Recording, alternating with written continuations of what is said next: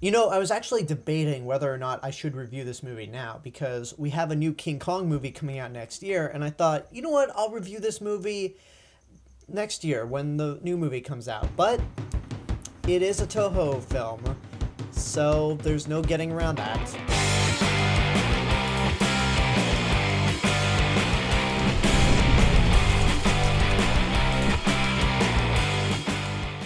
King Kong Escapes is the second and final film that Toho made with the King Kong character, but this movie is a complete standalone and is not a sequel to King Kong vs. Godzilla. In fact, the King Kong in this movie is completely different from the one in that movie. The plot revolves around an evil mad scientist named Doctor Who, who's trying— no, not that Doctor Who, that one. Anyway, he and his men have built a giant robot King Kong called Mechani-Kong and hope to dig up this rare, powerful material called Element X for the beautiful yet mysterious femme fatale, Madame Piranha. Unfortunately, Robot Kong is not strong enough to withstand the radiation that Element X projects. So Doctor Who comes up with only one reasonable solution.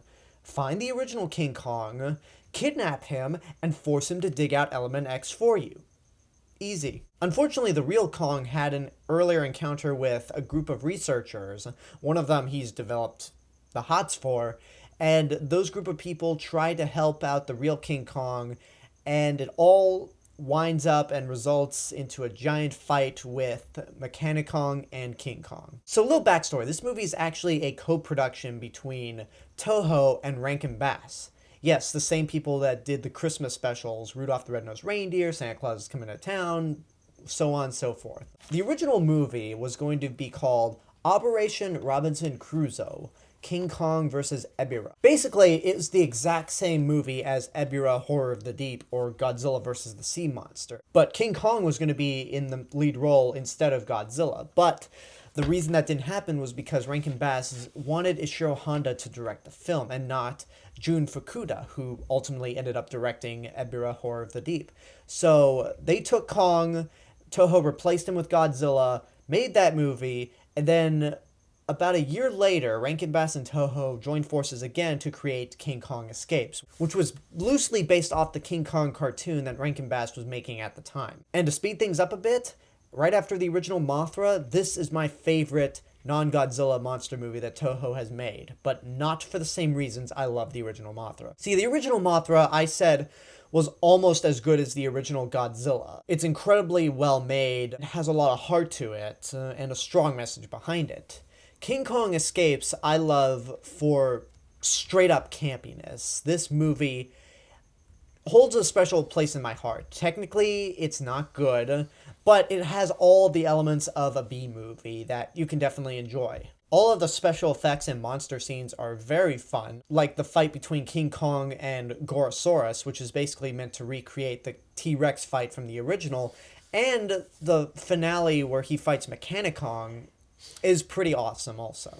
And a lot of the composite shots where you have humans in front of the special effects shots aren't that bad. They look a lot better than in stuff like Rodan or the Mysterians. And then once again, the music by Akira Ifukube is really great. One of his much better scores, even if the King Kong theme sounds very similar to the King Ghidorah theme. A little sign that Akira Ifukube might start to get a little lazy with slightly modifying previous themes rather than just creating brand new ones. Like I said, it's very over the top. Like, it's over the top in the best way possible, especially when it comes to Linda Miller, the actress who plays Kong's love interest, who I believe is the first blonde Caucasian woman in a Toho science fiction film. I actually can't tell whether or not she's being dubbed over, even though it looks like she's speaking English, because I've never seen the Japanese version. But I think watching this dubbed version that was released by Universal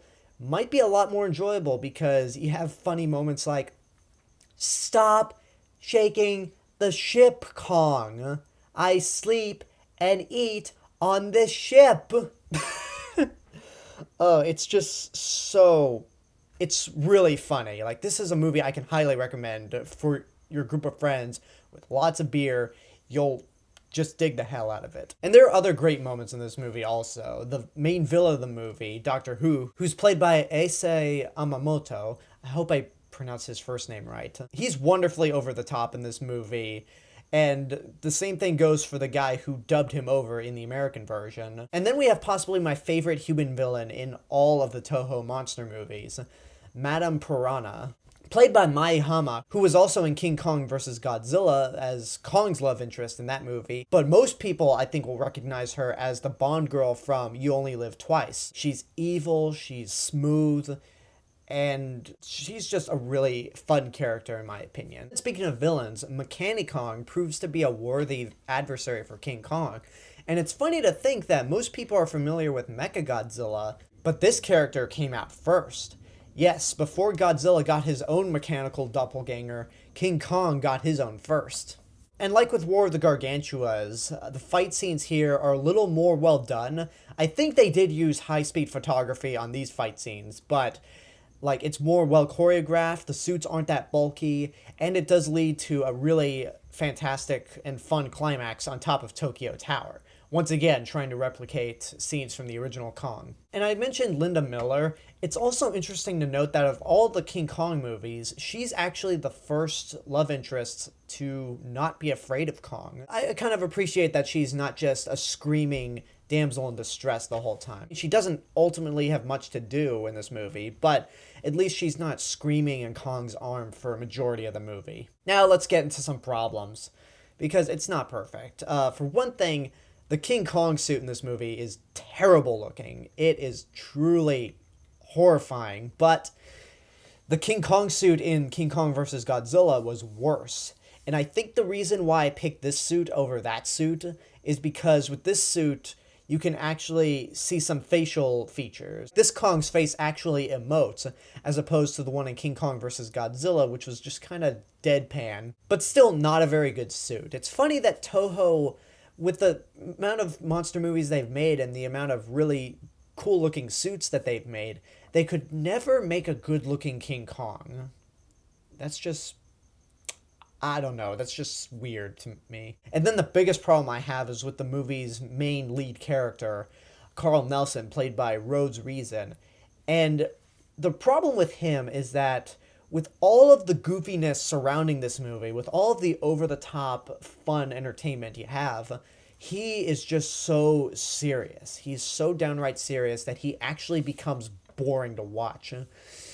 Whenever he's on screen, you're just like, oh God, this is terrible. Let's just get on with it. And it's really awkward watching him and Doctor Who kind of square off, because Issei Yamamoto is just chewing the scenery. He's hamming it up as much as possible, and he knows the kind of movie he's in. Rhodes Reason has no idea what movie he's in. I think he's trying to take it a little too seriously, and it doesn't work. But overall, this is a movie that I can highly recommend. I don't think it's quite for everyone, but it is definitely one of the more entertaining monster movies that Toho has created. And again, my favorite next to the original Mothra. So for me personally, it's a movie that's worth seeing in your lifetime. There's enough action and laughs to be had in this movie, but for the general moviegoer, I'd say it's a good movie, not a great movie. So again, I definitely say watch it, but watch it with a lot of friends and just come prepared. And that's my review for King Kong Escapes. I hope you enjoyed this review. I can't wait to hear what you guys think about the movie, if and when you see it. Like, comment, share, subscribe, go check out my official website, and don't forget to follow me on Facebook, Twitter, Instagram, SoundCloud, and Periscope. This is The Real Mr. Robinson telling you there is only one.